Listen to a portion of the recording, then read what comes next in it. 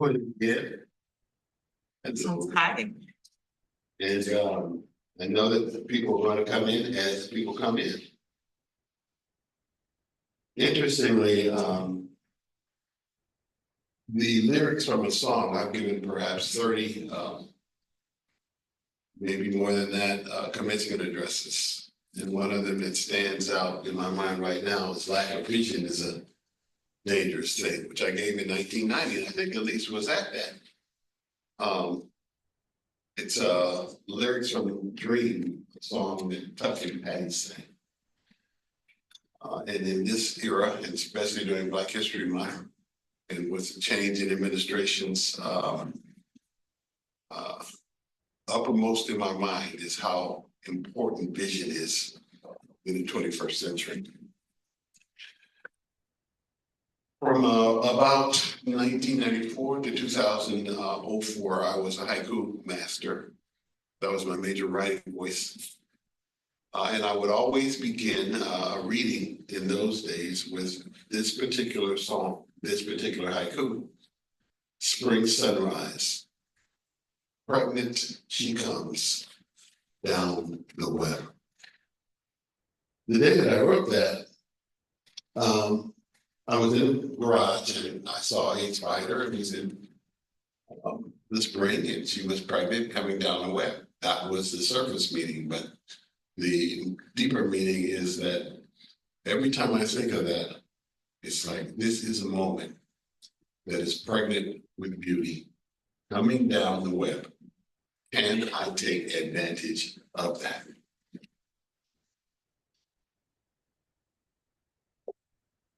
I'm going to read, I write modern haiku. I do not, psalms. I do not copy them off of the ones that one might find in the Bible. Instead, this is my speaking directly to the Holy One. I am a mystic. And I don't do it for artifice. And I don't show all of them to people. I've written 3 books of 100 songs. And the one I'm going to read today is the 8th of February. It's about the 8th of February, because I have this particular book, Modern Psalms of New Life, arranged by the day. So there are 366 for you.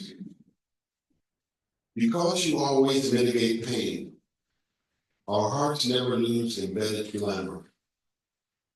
From the constantly beloved all the way to the systemically oppressed, kind treatment can open doorways to heaven. Lift us from the troughs of depression, even when we are living alone. Wrap us in the warmth of compassion so that invisible blankets bring joy. Blessed be the name of the one who cares. Blessed be the lives of those who remember. Primarily what I'm going to read today is coming from 2 of my collections of short story books that were published by Running Wild in LA, whose dream is to make a West Coast Random House, frankly. And I was honored when they asked me if they could have some of my short stories. And I'm going to be reading from 2 of those books. One of those is The Kidnap, and the other is The Re-Remembered. Now, I wanted you to know the motivation behind me writing these stories. Both of my grandmothers had heart attacks in 1979. And I figured, okay, if you're going to learn about a family, your best move is to interview them quickly. And I did. I interviewed my mother's mother, who I was closest to. She had taken us in off the street when we were homeless. We lived there with her for 10 years. And I asked her, what did she know about slavery? To which she said, I didn't even know we were slaves until I came up to Georgia, came up from Georgia. She was in her 20s when that happened. And this stymied me because they said, you spent 12 years in school in a one-room schoolhouse. And nobody, and you were surrounded by people who had been enslaved.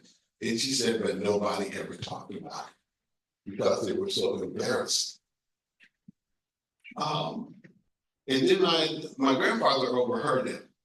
And he said, this is the only thing I know about slavery. My grandfather, who was born in slavery, his grandfather was born in 1824, so that shows you how far back I can go.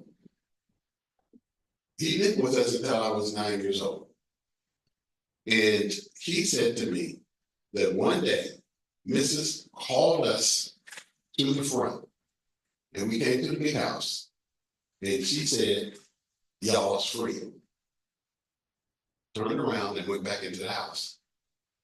We laughed, we danced, we sang all day, and when evening came, we had no place to go. There were no reparations. And I said, well, how did you live? And he said, we stayed on a plantation, and we did the same work we did before. And so they became sharecroppers. When people talk about reparations, I understand it perfectly.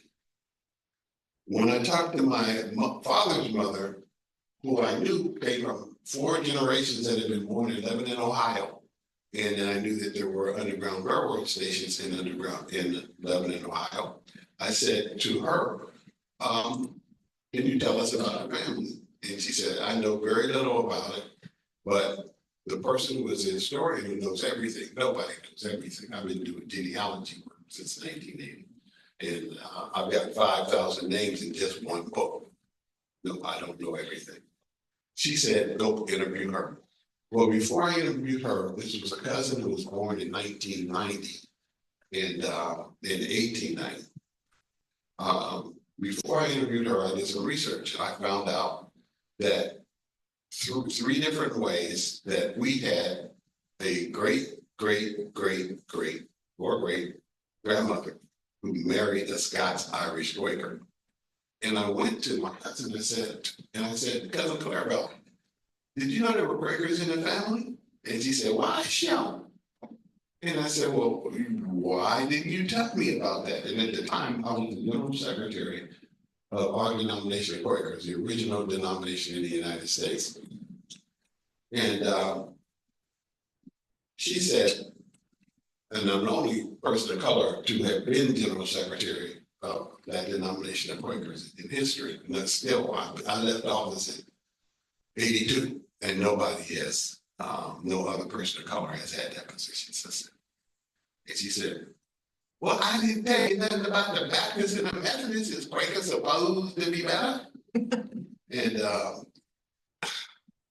what she taught me in that moment was that if you don't know the right questions and you're interviewing elders, you're not going to get the answers. They're only going to respond to what you ask. So it turns out, and then she told me everything she knew about this ancestor. My 4th great grandmother, Sarah, had escaped from slavery in Culpeper, Virginia. She came up to Ohio with 2 of her brothers. And one of her brothers felt that Ohio was so racist that he went back to Virginia. Now, she was laughing when she told me. Now, Ohio's a tough place. I was doing this. And so I told that for maybe several years. And then I came across a book that talked about a man named Robin from Culpeper, Virginia, who came up to Warren County, Ohio, but he went back to Virginia because his wife was still there, and he was so in love that he went back into slavery. And so I said, okay, I'm going to start writing. And so I write in that 4th great grandmother's voice. And I'm going to read to you three excerpts from the first book, and then I'm going to take some questions. The first book, The Kidnap.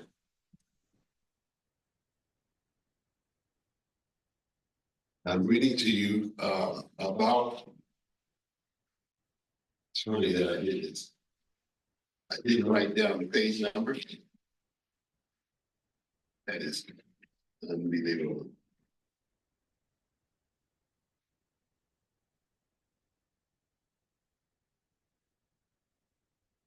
This is my rendition of my fourth great grandmother and grandfather, Charles Ferguson, falling in love.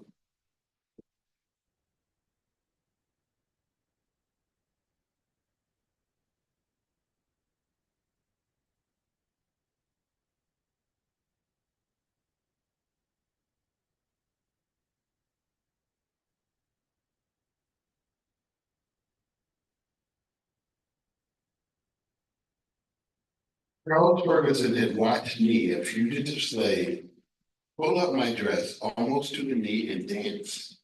To let your mind dance, make it true. A song of my own composition. Quaker religious restrictions would have placed me a non-member off limits even if I had been white. Once Charles determined he would cross the Quaker line to pursue me, he went about putting together an effective strategy. To break through my defenses, he had an inkling that he would need more than both Venus and Cupid could provide. He would need a great deal of luck.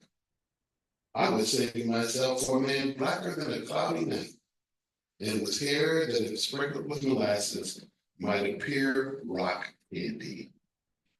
He studied men with women. No wife or sweetheart seemed more contented with her man than his own mother. After 14 pregnancies, what was his father's secret? Could it be copper? During the spring of 1830, at 16, Charles noted his father's interactions with his wife, Mary Crispin. Clark was a man of few words. None were nearly as quotable as the weakest line in William Penn's Fruit of Solitude. He doubted that his mother heard Clark's words as magical incantations. After weeks of study, Charles realized that his father's hands were the key. Clark kept a basin of clean water in the barn. Keeping it fresh was an assignment on the chore list for Ferguson children. Before entering the house, Clark scrubbed his hands until there was not a speck of dirt, even under his fingernails. Upon entering the house, this farmer passed his wife and lightly touched the hair on the nape of her neck or squeezed her elbow. He might come up behind her as she stirred a pot or washed dishes and touch her in the small of her back while blowing lightly on her right ear. He might simply stand there without speaking and irradiate body heat. In response, Mary Crispin might tremble a little. Sometimes she arched her neck, receiving a kiss so short that the inattentive might miss it.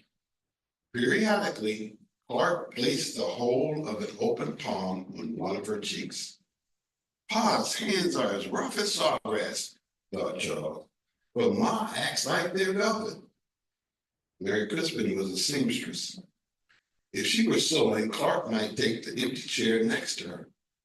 While seating himself, he unfailingly placed his right hand on her left knee. Before launching the study, Charles had assumed the chair was either for a daughter wanting to learn something or a symbol that the Holy Spirit was always at her side. He had never seen the hand. After watching his mother redirect children to the chair on the right, it seemed the chair was owned by his father. Clark might plant a kiss and say, "I'm truly thankful for thy love," or "Thee is a friend of God." Charles found it puzzling that Mary Crispin, who was infinitely easier around words, rarely replied. Had this been going on under his nose for years? Once, while no one was around, Charles pretended to read the Bible. From the corner of his eye, he saw his father kiss his mother longer than usual and heard her say, "Thee is a riot upon my reason." Although he totally missed what his mother meant, Charles had the wisdom to record it in his journal. Among other Quaker husbands, not a single one touched a woman except by accident or while helping her into or out of a wagon.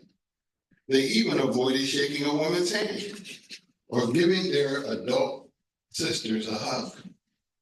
Next, Charles watched how his father interacted with his daughters. There, with the exception of an occasional elbow squeeze and kiss on the young one's cheek, his touch was as distant as the average Quaker man. The full palette was reserved and being used for a never-ending painting featuring one woman. It was time to take stock.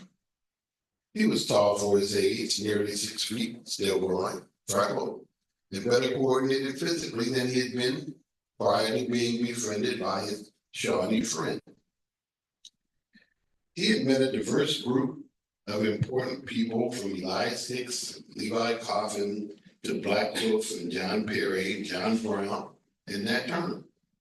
On more than one occasion, I had witnessed him or his brothers hosting boyish contests such as horseshoes or shooting matches and heard him boast, "I'm not the best, but I am one of them." This arrogant young scamp felt that he was ready to begin courting me. He chose to follow one of the Shawnee maxims. Kokum Fina knows, slow's the way to catch a gator. The next time he saw me, he squeezed my elbow and said, "Good afternoon, Friend Sarah," and continued walking. For a week, he limited his contact with me to an occasional elbow squeeze. He was careful to do it whenever he was so moved without paying attention to who might be nearby. He was as nonchalant as his father in the crowd. It embarrasses me to admit that at this point I suspected nothing.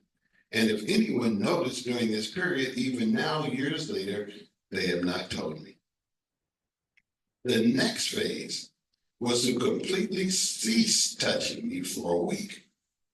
By the third day, I would see him and catch myself expecting a touch that did not come. I wondered about myself. Why am I so interested in him? How did this happen? Have I been primed to aspire to a port that may prove too shallow? I recognized that he was handsome, and at least at home well-mannered, but I saw nothing deep in him. I also suspected that he had vestiges of the wild underneath his Quaker veneer. What was wildness to me? My brothers were unruly, but they knew I was more than a handful. Did this brash Quaker boy underestimate me?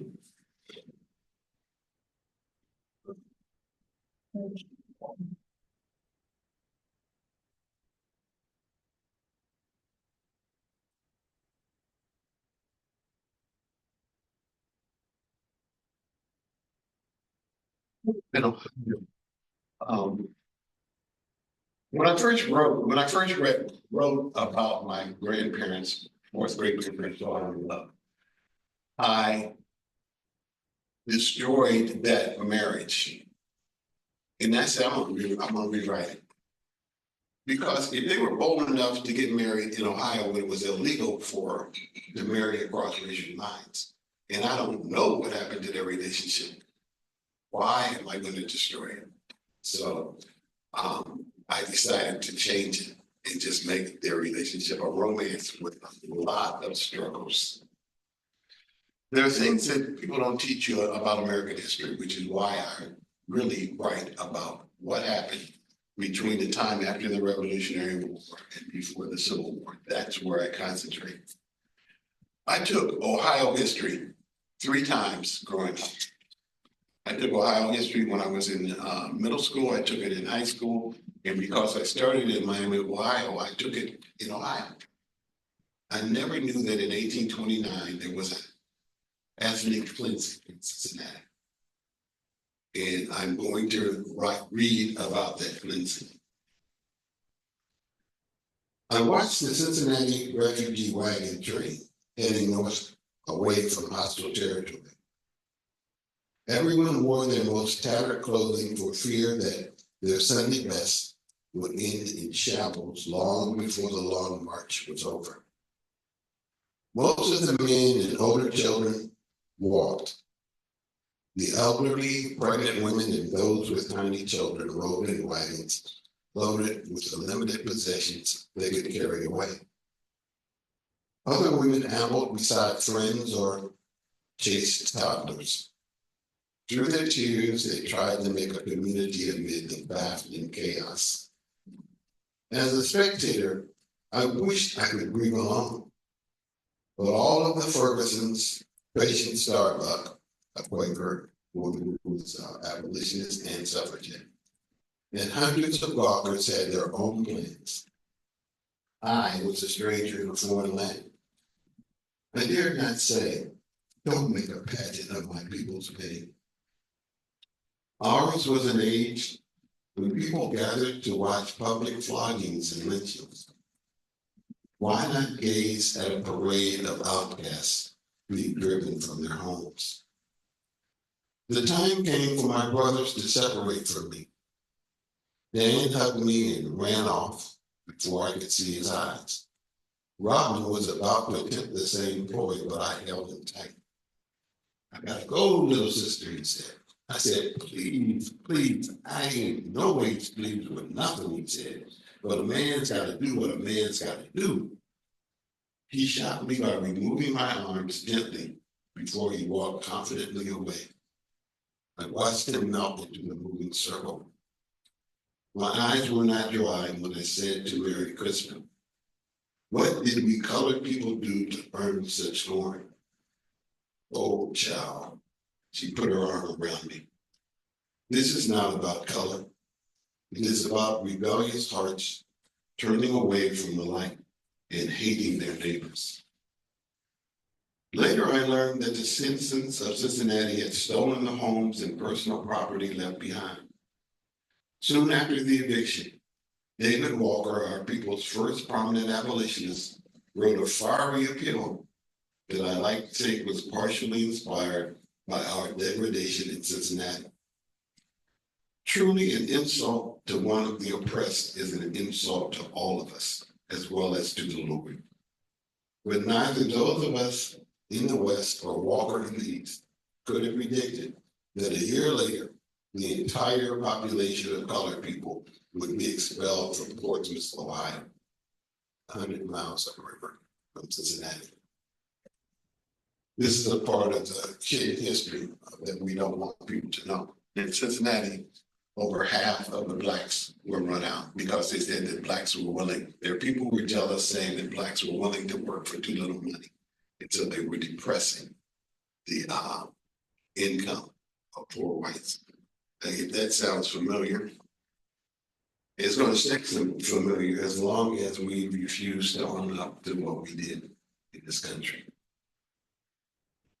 I'm going to stop here and see if anyone has any questions that she or he would like to ask. And then I'm going to read from the Remember.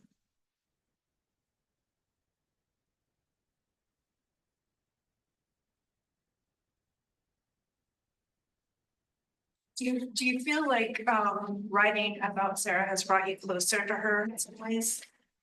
Yes, I do. I feel as though I channeled her. And I remember giving a reading in Savannah, and there were maybe 100 people at that reading. And a gentleman stood up and he said, you always write in a woman's voice. I said, I don't always write in a woman's voice. I write historical fiction in a woman's voice. He said, but you're a man. I said, yes, but she's my fourth great grandmother. And there is an advantage to writing in a woman's voice. And now he was really livid. He said, well, how could there be an advantage to writing in a woman's voice?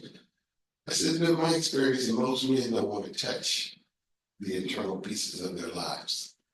Can you imagine a man being willing to admit that he was afraid? Even God doesn't admit that he was afraid.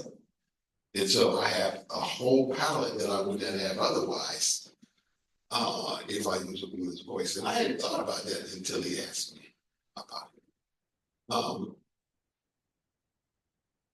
If I would sit down and speak with her, I would ask her, did I do you justice? But I can't do that. But I can not only get inside of her, feel that I'm inside of her, But in writing, I have followed not only the two brothers that escaped with her, Robin and Dan. And my grandmother used to call me when she would see me, she would say, "Dan, if I knew you was coming, I'd have baked the cake." And I didn't have enough sense to ask her, "Why do you say this? I never met an Uncle Dan." So I'm doing historical research in Columbus, Ohio. And to do my writing, I have been to, I've read over 200 books. I've been to 8 libraries. I've been to all of the places I write about, from out in the West, Rocky Mountains, to Philadelphia, Georgia, Florida. And I discovered that I had an Uncle Dan who was listed as a mulatto. And I'm not a mulatto, I'm 86% African American, but I had this light skin despite having 3 dark grandparents. I don't know how I drew this card, but I drew it. And my guess is this Uncle Dan is one that she was talking about, but she never told me, and I didn't have, like I said, I didn't have enough sense to ask her. Together with the historical figures that I use, there are a number of figures that I use in my writing who are historical characters who do cameos, including Frederick Douglass, James Beckworth, Sarah Mash Douglas, Indians, Native Americans, Caesar Shawnee, Major Ridge, who is Cherokee, Tecumseh Shawnee, Harriet Beecher Stowe, who was European American, John Brown, European American, Charles Dickens, European American, and Lucretia Mott. All of these people were people who resisted the oppression that was going on in their time. And it's important to me that we honor those folk who were resistors. And so many of them are lost in our history because we want to stereotype and make history a straight line, rather than let everybody see that there are all kinds of bends in it. Having said that, one of the characters who I have in, who's a historical figure, is a Black man who owned slaves in New Orleans. He had over 100 slaves. He shows up in one of my books. I've never met an African American who said that they had people who held slaves, but I've only met 2 European Americans who are willing to say that too. We all try to whitewash our history. Not all of us, but many of us. Is there another question before I move on? I don't have any on Zoom right now. I have a question that I do want to, I'm very moved by that one sentence you read. I probably won't do it justice, but you alluded to it now, where someone asked and said, why are they against people of color? And the answer was, it's not people of color, and that was so moving to me. I'm still sitting with it, and I'm like, really? It's more than that. And then you're explaining a little more. I do have questions about your writing process. It's mostly about how can you not be channeling your great grandmother? Like I do channel, yes.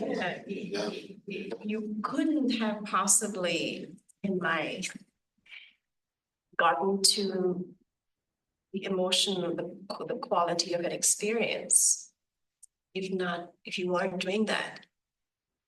And you couldn't not do it justice. However, you can still ask her. You know, I love you for saying that. I try to channel more than her too, because I've been asked, how can you write in as many voices as you do? And I said, because I have multicultural friends and I listen to people.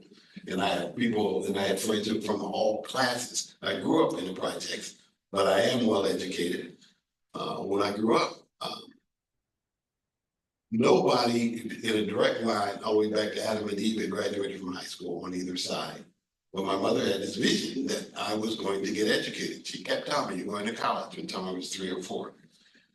And She never even seen a college. But because of her vision, and she died at 44, but because of her vision, between my 4 sons and I, we have 11 degrees, but I trace them back to her vision. Remember I said, lack of vision is a dangerous thing. One of my sons is a professional writer. That's all he does is write. And he writes science fiction. And one of the things he told me several years ago is, Daddy, the worst thing you can do is make a caricature of anybody. And he's been nominated for 7 major awards, and he's won 1. He claims that a nomination is as good as a victory. I don't believe that, but that's his rap. I would be happy to have those nominations that he has, and maybe I would say they were as good as a victory. When I write about people who are historical figures like Douglas or John Brown or Major Ridge or Tecumseh, I read as much as I can, not only about them, but from their own words, so that when I am writing their words, it sounds like them, and I would take phrases from them. That's part of my writing process, is trying to challenge everybody and not make anybody sound as though she or he is a cartoon.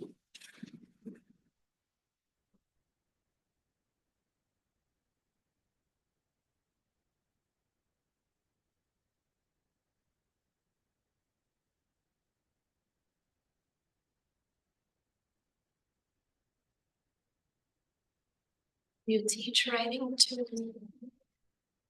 Yes, I was asked, I don't know if you heard it, I was asked if I teach writing. One of the things that I did, I spent 41 years in the classroom.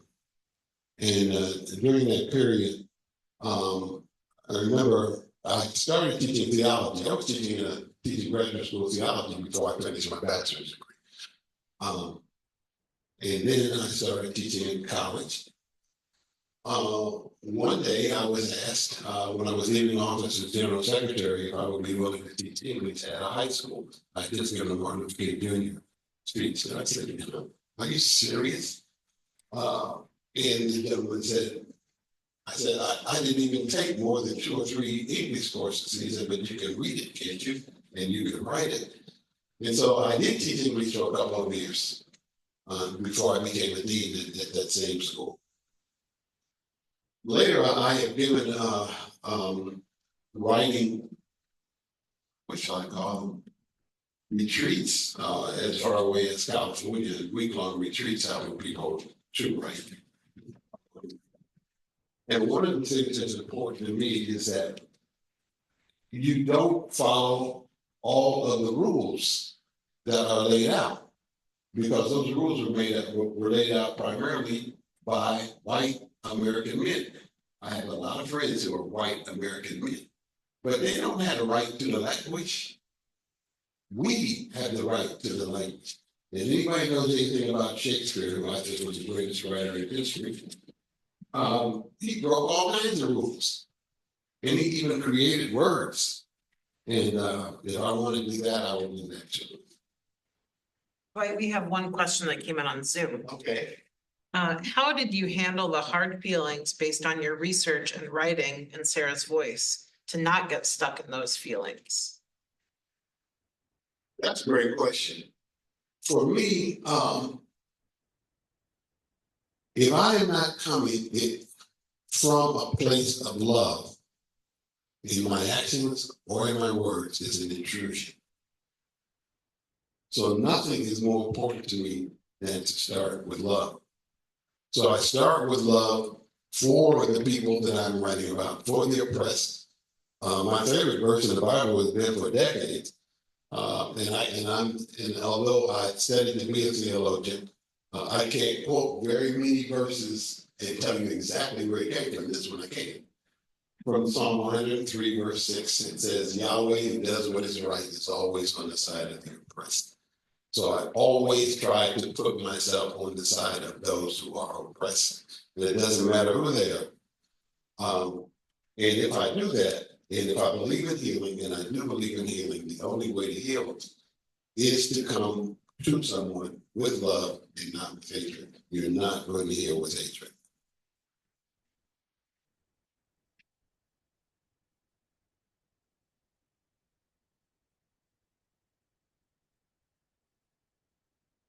Here I am, finding myself,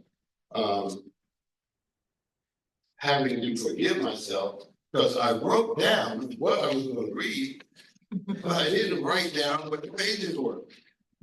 So here we go. This takes place, one of Sarah's sisters, she is a fictional character. She was sold away in slavery after Sarah had escaped with her brothers. The whole family was broken up. She was sold from Virginia first to DC, and then she was sold to Kentucky to a breeding farm. And that's not something that we teach about either in American history. There were farms whose major purpose was to get women pregnant so that the babies could be sold down south. And she was sold to one of those that was in Kentucky. And she escaped, and she swam across the Ohio River, believing in love, thinking that she could find love somewhere. She married a guy in Ohio who was very, very abusive, black guy, of course. He was very abusive, and she escaped him and went to St. Louis with a friend. And when she got to St. Louis, she and her friend are there looking for love. She is anyway. The friend is just trying to get away from Ohio. The men usually played 3-card Monte. She and her friend married 2 black trappers. And if you know anything about Western history, you don't see any black trappers. I can give you double figures of black trappers who were actually out in the West on the frontier trying to make their lives. So she married a black trapper who was a twin, and her friend did the same thing. And they're living in this cabin with the son of what's her name, Sacagawea, and a white guy who had grown up in a slave family, come out west, and in the West, shockingly, the racism that we found in the States was not present. People were judged by their competency and not by their color. And so they're living in this cabin, the 4 of them together. The men usually played 3-card Monte, while the women worked on buckskins, darned clothing, nurtured babies, and laughed about life's little inconsistencies. Before Fanny and Val had entered their lives, the ace of spades was always the money card. Fanny insisted that the Queen of Hearts alter her mate. One January night before the 4th game, Fanny said, "I want to play." "A woman playing a man's game," said Isaiah yet again. "Don't put unnecessary limits on me," said Fanny, reaching for the cards. "Let me deal." "I like boss ladies," said her mother's voice, laying down her sewing. They were only playing for pebbles. Fanny, her husband Marshall, and Scipio, her brother-in-law, dropped out. And the other women, 3 women, joined the game. Scipio introduced the subject of growing up in Mississippi. "Did they lash y'all in Virginia?" Scipio asked Fanny. "Yes, and in Kentucky, too, as well as on the walk in between the 2 places. But why talk about those days?" asked Fanny. "What's the most lashes you ever seen a man take?" asked Scipio. "Tell her if you mean take a leg or just take," said Marshall. "Marshall, you remember when Ebenezer took 66 and went out dancing a week later? It was a mighty man. Any fool would tell he was part of God's plan." "Change the subject, please," said Fanny. "On a night like tonight, with the wind blowing through the trees, snow falling like it's got out of quit, and a nice fire is going, something funny would probably be more to your liking." Scipio thought a while and then said, "When we were little boys, we used to sit in swings that come down from the ceiling and shoot droves of flies away from Martha in Mrs. Hampton's place." What did you use to brush away the flies? Asked Fanny. Long pheasant feathers, answered Marshall. One day after we talked in the field, I was so tired, said Scipio, I got up to sleep and fell down on the missus. Everyone laughed. Her fat head come up, back up, covered with grease and red-eye gravy. The laughter grew louder, and Scipio said, the Hampton said, if we didn't straighten up and fly right, they sell us apart. We whooped and hollered, begged and pleaded. What they do then, said Fanny. They didn't allow for no crying. Set to 20 with the cat o' nine tails, said Marshall. This was not a time for laughing. They salted his stripes. Next day, they got some new niggas to do the supper time shooting. You mean they were so rich they could just go out to an auction at the drop of a hat? Asked Val. You mean at the drop of a nigger, said Marshall, laughing. Didn't I tell you to stop using that word, said Fanny. Sorry, darling, said Marshall. No, this was during hard times, said Scipio. They were selling instead of buying. They just swapped us out for some other little boys already on the plantation. That night we got replaced and was in bed. We swore to each other, if they mentioned selling us apart again, we'd run. Not long afterwards, the Hamptons commenced to selling off good, strong slaves to our brother Henry Jr. We couldn't wait around to see if and when our time would be next. So in the middle of the night, we kissed Mama goodbye, run away, and hid in the cotton mills on a steamboat, interrupted Marshall. Mama promised she'd pray for us. Till her dying day, we was 10 or 11 when we run away. But we made it to St. Louis, continued Scipio. Now this is, they're being sold apart. It's based on what happened to my second great grandmother on my mother's side. I happen to own the will of her master. She was born in 1834. In 1846, when she was 12, in the will, he decided that he was going, since he knew he was dying, he told his wife who he wanted her to keep and who he wanted her to sell apart. And he said, sell to the highest bidder. That these are the words that he actually used. Now, none of the slaves had a surname, so I can't tell who he sold and who was kept. I don't know if it was mother, father, brother, sister, who was sold apart. All I know is she was one that was kept. I don't know why she was one that was kept. That must have been the hardest day in her life. From her, I can count over 5,000 relatives that I and 3 of the matriarchs in the family before me have put together. So we all trace our history back to this woman. Somehow she chose to survive. Somehow she was able to survive. Because I do genealogical research and because I have since joined 23andMe and me, I found all kinds of relatives, black and white, around the country, and I have met many of them. I don't know, I suspect that some of the ones I found were those who were sold apart and they had other surnames. People have asked me, what kind of surnames, how did somebody choose your surname? From my research, some people would take the name of the master, but very few. And the only reason they would take the master's name was not because they assumed that they were related to the master, but as a flag. So you would keep that name so that if somebody was sold apart and they saw that name, they might be able to come back together. And if you've done any historical research, you know that many slaves, when the emancipation came, they went looking for their families because they had been sold apart.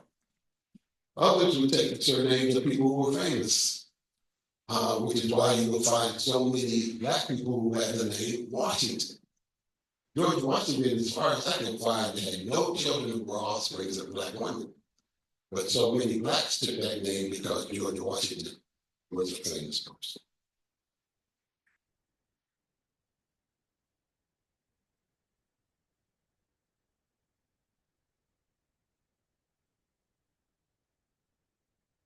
The non-historical figures that I used, when I had them sold apart, had the family sold apart, Essie, in the whole series is Essie was my mother. She was kidnapped while she was the daughter of the queen mother of the Fonte people in Ghana. And I just chose Ghana out of the blue because I'm in West Africa. Only to discover once I did 23andMe that I did have ancestors who came from Ghana. The most famous ancestor I have who came from Africa, and you will love this, I know I did. Pharaoh Ramses III is an ancestor of mine. When DNA tests were run, they discovered that we share in a direct line on my father's side ancestry from Pharaoh Ramses III. And so those who try to tell you that the pharaohs were blonde hair and blue eyed came from Norway, no, not quite. And if you follow that line to West Africa, you will find many of my ancestors. But I found that I had her be pregnant, and she delivered a boy while she was on her way to Mississippi after she had been sold. This is my fifth great grandmother, Essie. And this boy became, he was raised by somebody who was on that coffle with her. Here is his master in southern Tennessee, southwestern Tennessee, speaking to an assembly. Mustin stood before the assembly of 5 members of the household staff. I and you are living in the time of America's golden age. As I remind you each time I have a birthday, I will make the goal. Together, I and you will make it our business to be better Christians. Is that understood? Yes, sir, Captain Mustard, sir, was the universal reply. When all but Eliza Bailey, the most trusted house slave, were dismissed, Mindy, his wife, said, "Why, when their language is already so abominable, do you deliberately teach them bad grammar?" When I speak to slaves, I'm always teaching them reality. Only white trash would put them before himself in sentence or deed. To the refined at all times in its quality and then the quantity. I still believe they need to speak much more better. All they need to know is who rules, to keep clean, the time to go to work, and not to stop working too soon. Mustin left the house to check on his resources. As usual, he saw one of his teenage slaves was Cocoa Dust, the prize horse of the area. From a young age, my multi-talented brother had been drawn to horses. The first time he mounted one was because Zeb Campbell, son of the former overseer, had let him ride. Toon and Zeb had become friends as youngsters. In those days, they had played games with the Mustin's 2 sons. At about age 8, the fun and games ended. From then on, the master forbade his sons from playing with niggers and white trash. The abrupt ending had been difficult for all 4 boys, but in less than a year's time, the Mustin boys never spoke to Zeb or Toon unless they were giving one or the other an order or deriding the outcast's poverty.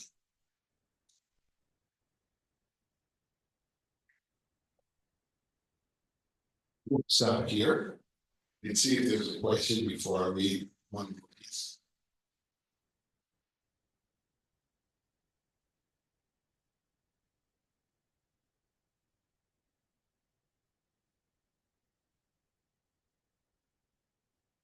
Because my question has to do with when you've spoken, you've been writing for so long, you've been trying to get at pieces in history which have not been touched. Yes.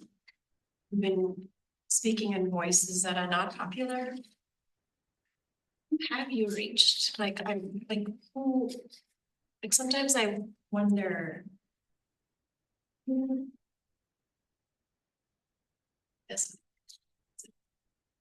Which people, who among the people who have listened or read have I reached? read, reached, like, where do you get feedback? Where have you heard that your voice lands? That's a totally good question. And it's one that can never be answered. Because most people don't write to you and tell you that they like something you said or that you learned something. And when I think about all of the books I have read in my life, how many times have I written to the authors? Twice. So I honestly don't know. I know that Perkins Review had shortlisted 2 of my books. And I know that one of my books was in all of the libraries in LA, but I don't know who I've reached. I also know I've been asked, how much money do you think that you made with your writing? Because one of my brothers thought that I should have a limousine because I've written 14 books. It doesn't work like that. There are people who live bad lives, but I'm not one of them. If I added up all the money that I have earned from the books that I have written, if all of my kids were still at home, I have 4 sons and 5 grandchildren, I think I could feed us for 2 years. I think I could. But places like Amazon, which is why I like to sell my books myself, Amazon will give you like 3 cents for a book that they pay $30 for, that they sell for $30. And do next to no PR work, but that's all they're going to give you. I don't know. Yeah, the reason I ask is because, like you said, this is a time when we need vision. We need to fill in those gaps where there are no gaps, like the same things are being repeated. And so what is the way by which we can have the people who need to hear this access it? Where is it that you can be invited where you have conversations and To places like this, to libraries where people are actually reading. My sons have told me that, Daddy, you're in the 20th, you're still in the 20th century, we're in the 21st century. I remember the one who is the professional writer, who does nothing but write. There was a time when he refused to even use a computer to write. He always used pens. But now almost everything he writes, it's, what is the word? It's on Kindle. Yeah, it's digitized. And it got to the point where as time passed, I think 5 of my books are digital, and 2 or 3 of them I just give away. I don't care, because I mean, I got all of them out of college, so what does it mean to me? I want to reach as many people as possible, but I would prefer that people read. But if you go to an airport, you might see 2 people reading a book. So how are you going to make a living? I don't need to make a living at this point. I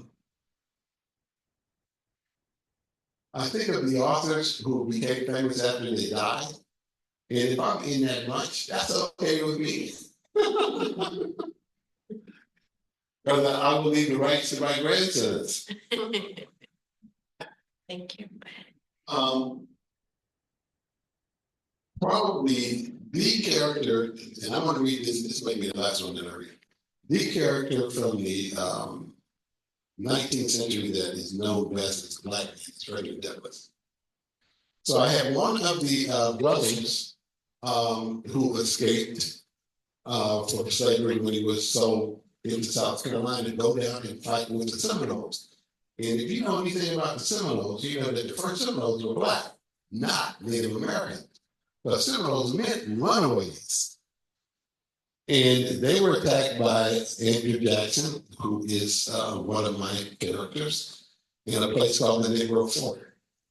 And he destroyed that fort.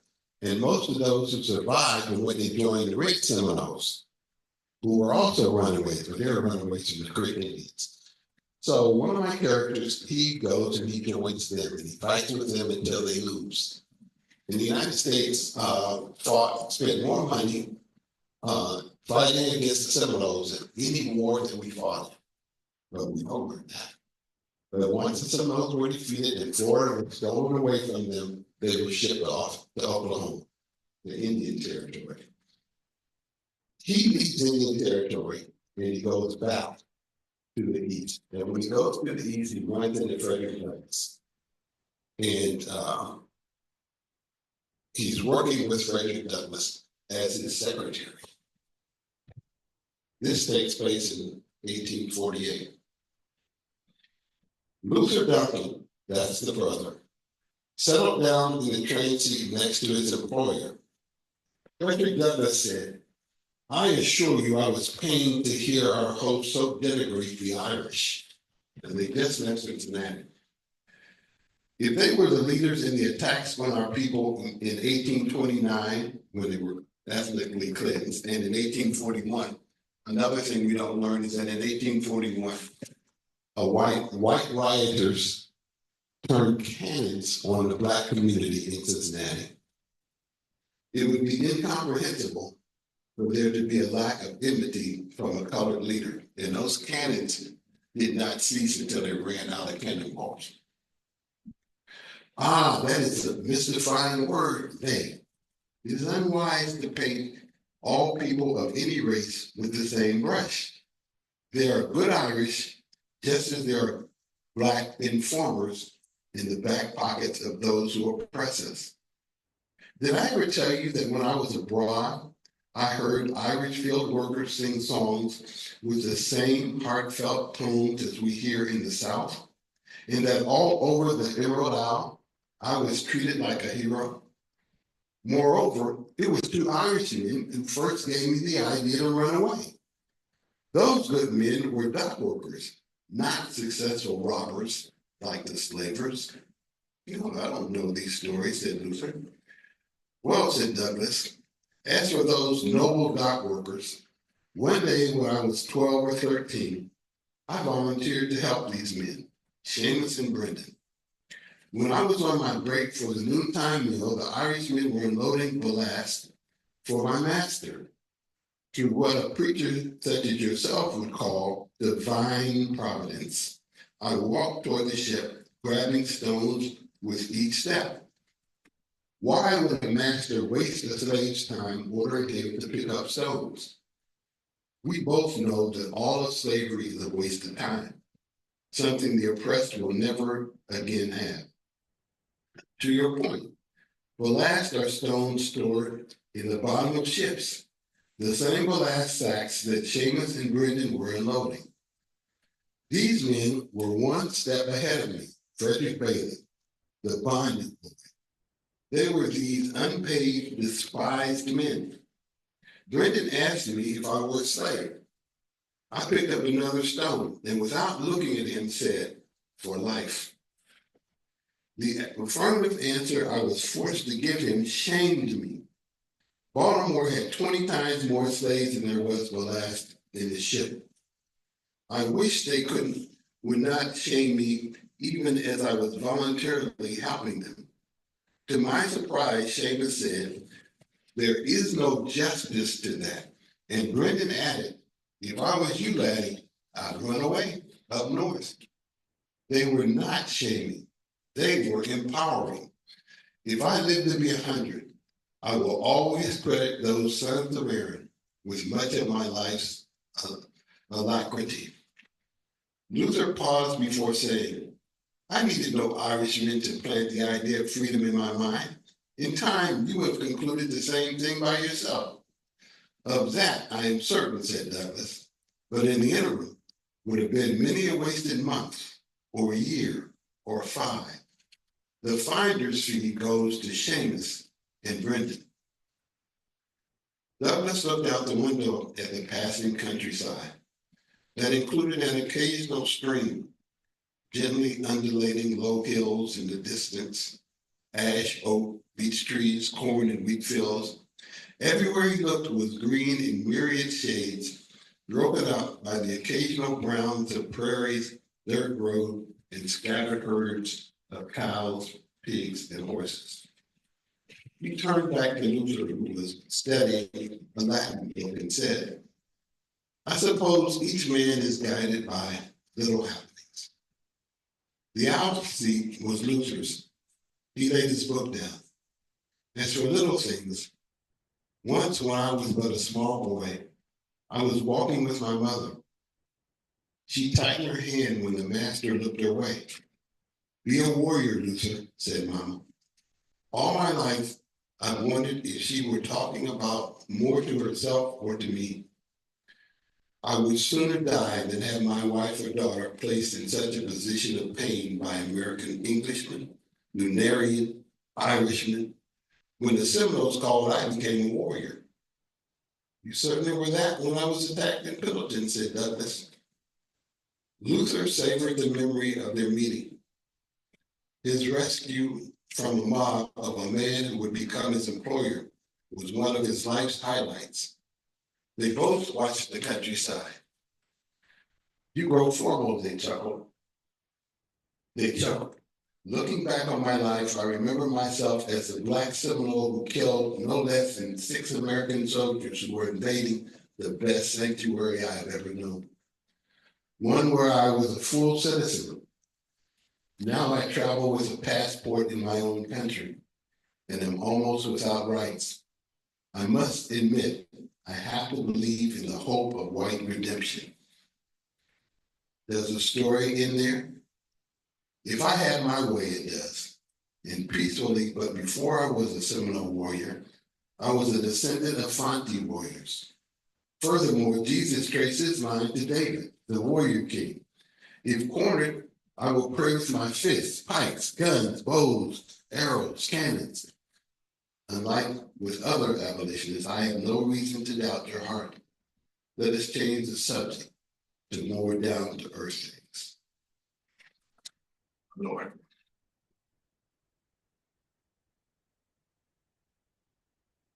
The story that I had Douglas tell was historically correct. That these Irishmen were the ones who gave him the idea to run away when he was a slave in Baltimore. The name that he was born with, or that he thought he had, was Bailey. He changed his name to Douglas when he ran away from slavery because he didn't want somebody to be able to capture him by having that particular slave. He learned how to read because he was sold or loaned, I should say, from his master on the Eastern Shore to Baltimore, and there was a kindly woman who was in that house who taught him how to read. And it was not, people will say it was illegal for slaves to read.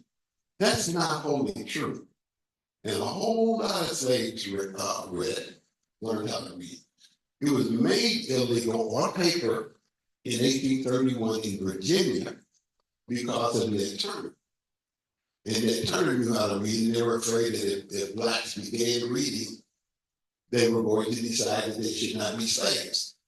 Well, you don't need to read a book to know you shouldn't be a slave. Common sense would tell you that. And there were so many people who still broke the laws, just like if you're on the I-75 or I-94, it says the speed limit is 70. Do 70 and see how many people pass you. People break the laws that they choose. Among those who broke the law about teaching people to read was Stonewall Jackson, who was a general during the Civil War. But he taught Sunday school to blacks, and he taught them how to read. So there are many of us who didn't know how to read. In my writing, one of the things that I used was to have my 5th great grandfather be enslaved in Culpeper, Virginia, as I knew was correct. But he was enslaved to a master who felt guilty because he was taking his wife whenever he wanted to take the enslaved wife, my fifth great grandmother. And so to practice his own Latin, he would work with him on Wednesdays, let him have Wednesday afternoon off, and he would teach them Latin. There's a time, I write about a time when he is visited by President Thomas Jefferson. And Thomas Jefferson said, I hear that you're teaching this lady how to read Latin. And he said, Phyllis Wheatley was a slave, and she learned how to read Greek. And I know how to read Sanskrit, which is much harder than Latin. But I don't teach him how to read all of it. I have a Bible that I parsed out anything that has to do with justice and freedom. Now, there is actually a Bible that was written in London and that was circulated among slaves that had everything out of it that suggested that slavery was incorrect. I have this fifth great grandfather who is learning how to read Latin and thinks that language will free him, married to a woman who does not believe that we will ever, ever, ever be free in America. And so, even though her grandmother was the Fonte slave mother, she refuses to speak English correctly. She butchers the language. She continues to speak her Latin, her Fonte correctly, beautifully, but she won't speak English because she does not want that to be her language. Master takes her whatever he wants to take her. Master kicks the husband out. I don't write anything graphic at all, but it's clear what has happened. And this fifth great grandfather, who is trying to free all of his children, what he does is whenever he's free, he makes shoes and he sells shoes. But he cannot hold the money because it's illegal for him to have the money. The person who buys the shoes from him has to give the money to the master. The master keeps the record. And the master will tell him how much money he has earned after he takes out expenses. There's never an accounting. But the master allows him to teach whoever he chooses among his own children Latin. So I have my fourth great grandmother learn Latin and English. And you got this friction in the family where some of the kids learn how to speak Latin and the King's English, and others, like the mother, they continue to butcher the language. So I have this going on in the family. One reason I have it going on is because I need for some of them to learn how to keep journals so that I can write about this. We've got 15 minutes, and I want to see if there are any more questions or statements. I should have said, me being a Quaker, I know from how we act that whenever I'm in a question and answer period, most Quakers are going to actually make a statement and not ask a question. So I don't mind me making a statement.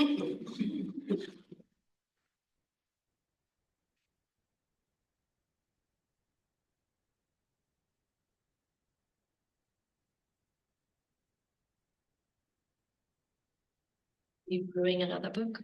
Pardon? Are you brewing another book? Are you an educator? Doctor? Whatever you got. You had such good statements. It's like, wow. Okay. So here's what happened. The book I'm working on now. I was talking to one of my sons. There are two of us who are history majors, and he happens to be, he's got a doctorate in history. He also has a law degree, and he's a dean. So I'm telling myself, this book is longer than life. And he said, how long is it, Daddy? I said, well, it's probably going to be about 800 pages. And people won't read 800 pages. He said, I'm going to read it. Wow. I should have thought of that. And I also thought of something my daddy used to say to us. That's what I got you for, boy. But I didn't say that to her, because it used to take me out when that used to happen. So, anyway, I did bring it up, and it's in 4 different books, so it's manageable. It's called The Resistors. The series is called The Resistors. And these are Blacks, Native Americans,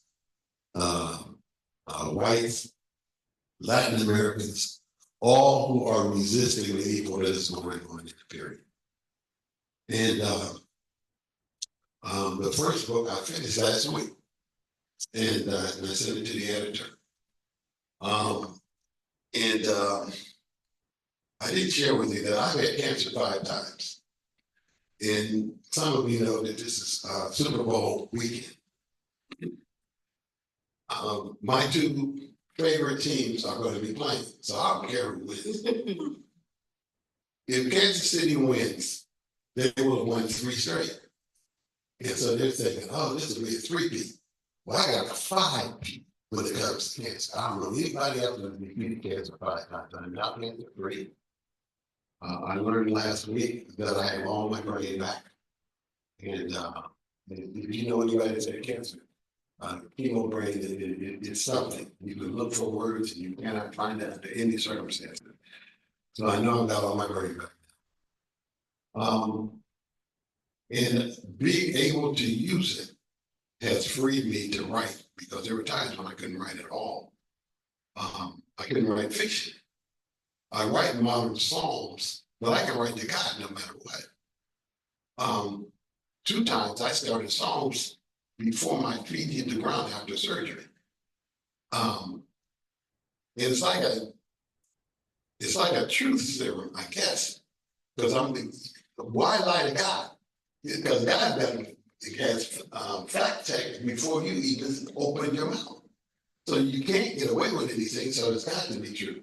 But if I'm making up stuff, I couldn't do that when I was on people. I couldn't access that part of it.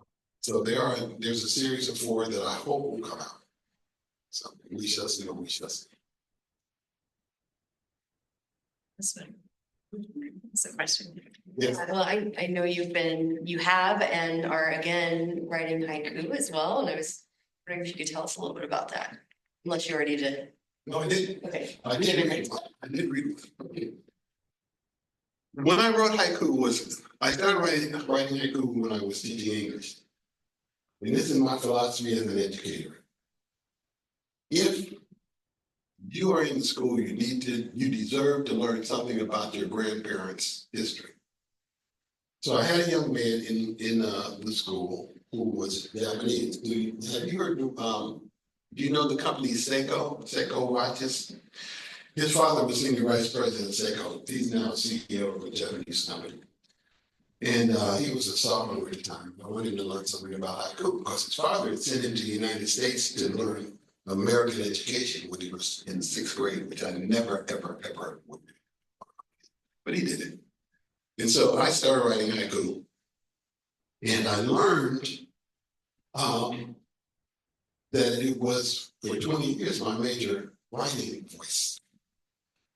I started a poetry club during that period. And I had kids come over to the house and share their poetry. And so I said to them one day, all of you are going to have to, by next week, send in a poem to a magazine. And one young woman, I'll always remember her name, Kate Seaver, said to me, this is in '84.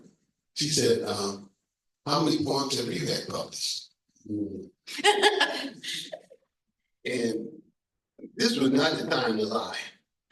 And I said, actually, I've never sent a poem in. And they were outraged that I was going to make them do it, but I had never done it myself. Well, I've never been the type of guy that liked to hear no. So growing up, there were several women who I might have had a chance with, but I was afraid they'd say no. So I never say anything to them. So I said, okay, I want to send 3 haiku in. And I picked 3 that I thought was mediocre. and only knew one magazine, which was the leading haiku magazine. And I sent those three in, and one of them they published, and as great would have it, it's probably the most famous haiku I ever wrote. When I write haiku as the masters did, it's always in a moment. It's not from imagination, but there's a surface meaning, and there is also a deeper meaning. In this one, I was walking across the campus, and I looked up, and I grew up in the middle of a city, and so we knew next to nothing about nature. I looked up and I saw a half moon, and that was the first time I ever realized that I could see the other half of the moon. And I wrote, a half moon shining, realized the loss of faith is temporary. So the deeper meaning was, I had been embarrassed, humiliated not long before that. And I realized that that loss of faith was temporary. Yes, it was hard at the time, but I would rise again. So I'm writing haiku. And I'm going to share another haiku with you before we go back to Black History for a few minutes. I'm living in New Jersey, and I walked across the street, and there was woods. And in those woods, I picked up a rock, and it was a fossil. And I wrote, in the rocks, pieces of the dead surfacing. In the rocks, pieces of the dead surfacing. So I asked my students what had happened.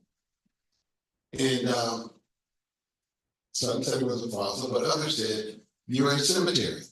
It turned out that not long after that, I was in the cemetery, and I was looking for my mother's grave. And I did my mother's eulogy, and nobody else showed up, so I had to also do her interment. And that was the hardest day of my life. Yeah. And 20 years later, I went looking for a grave, couldn't find it. And I was in one section, and I saw all of these names of tombstones of people who lived in the ghetto. And our cemetery was segregated. And as I see these surnames in the rocks, pieces of the dead surface. So that deeper meaning is always there. And the deeper meaning is what made you write it in the first place. So We have a couple comments on Zoom from Kitty. This is Kitty, a white Quaker whose 4 times great-grandparents held people in slavery in Philadelphia. Here to make that statement because you gave me permission. thank you. And then Kitty says, I'm working with the 339 Manumissions and Beyond Project to trace the lineage of these enslaved people forward, as well as many others enslaved by Quakers, so their descendants may know who they were. Thank you for sharing today, Dwight. I learned a lot and I'm inspired. And Kitty, I've known for a good long time too. And Kitty inspires me to share something else about my family.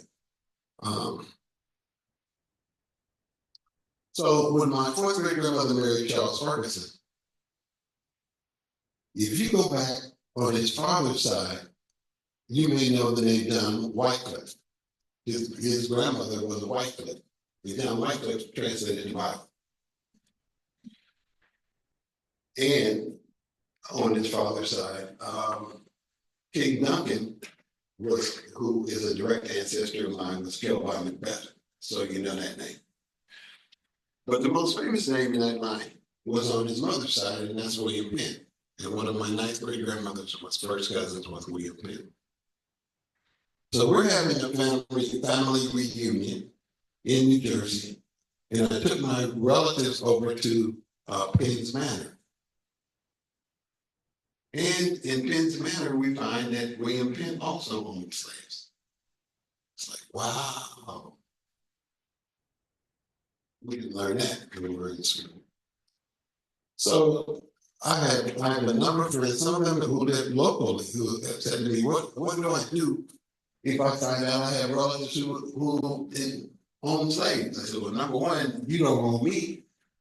And I have relatives who own slaves too. You're not the only one I found that owns slaves. Our responsibility now is if we are able to do reparations, to give reparations, and also to own what happened, and also to make this world better.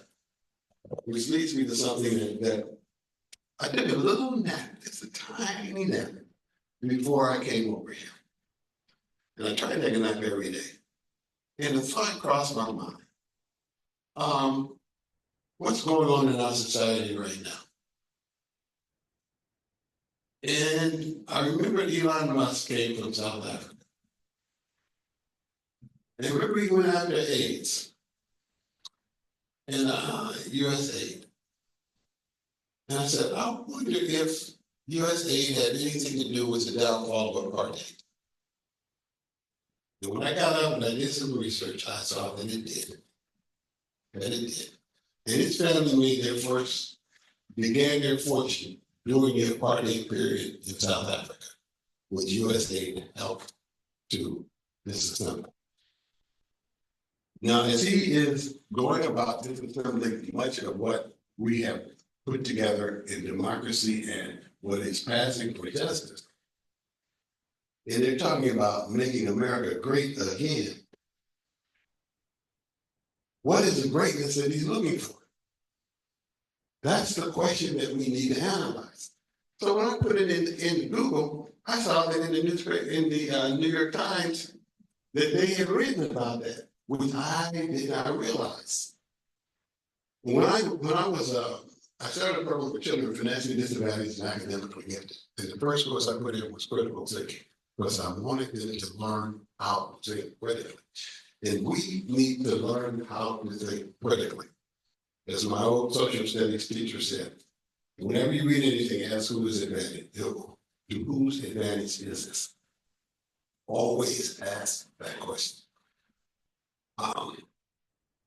If we're going to be aspirational in our justice seeking, we need to ask ourselves, how do we go about it? Why might somebody be resistant to it?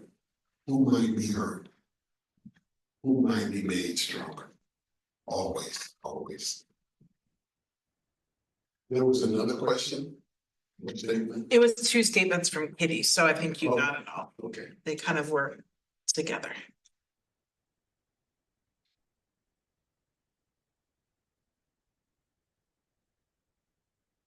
For those of you either on Zoom or in the room who were quiet, remember that I am Quaker, and so silence does not bother me.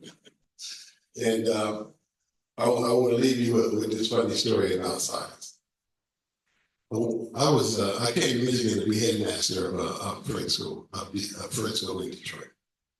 So I'm sitting in the office when a young man is brought in for doing something naughty. It's my way not to remember what you did. There are kids who are now adults who I expelled, and we're friends, but I don't remember expelling them or what they did. That's not who I think of you as. So this young man is sitting in front of me, and I said, and my habit was to always say, remind somebody of something good they did, and say, that's who you are. You were created as a good person. Now, would you like to tell me what happened? And he's going stonewall. And he doesn't say anything. I said to him, remember, I'm a Quaker. I can sit in silence for an hour. If you want to sit for an hour, okay. Less than 15 seconds later, he confessed what had happened. Silence didn't bother me. If I can plant something in your mind, what's most important to me is that you deal with it yourself, not that you deal with it in public, just that you deal with it yourself. I said, I want to say, but But I'm not going anywhere unless people say, okay, it's time to leave.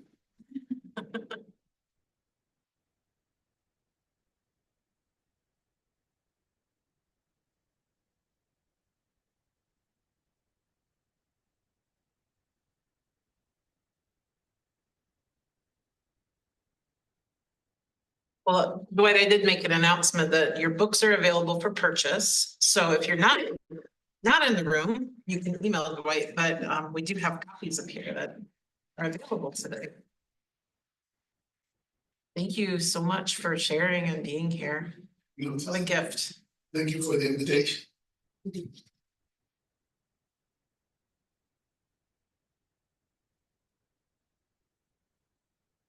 And thank you, Zoom folks. I'm going to go ahead and end this. We appreciate you all.